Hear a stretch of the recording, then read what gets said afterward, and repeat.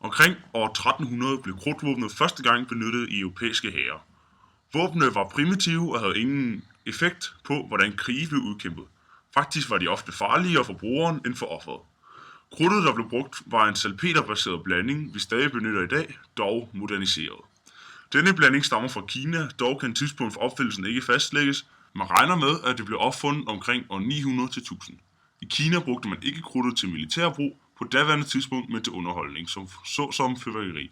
Man kendte til den voldsomme kraft, krudt havde, men først i forbindelse med den militære revolution blev krudtets egenskaber først udnyttet. I de næste 150 år eksperimenterede man med mange forskellige designs. Alle havde dog til fælles, at de var ustabile og derfor farlige for dem, der benyttede dem. Først i 1400-tallet blev den første kanon brugt. Niccolò Nagalia sendte et brev til kongen af Italien.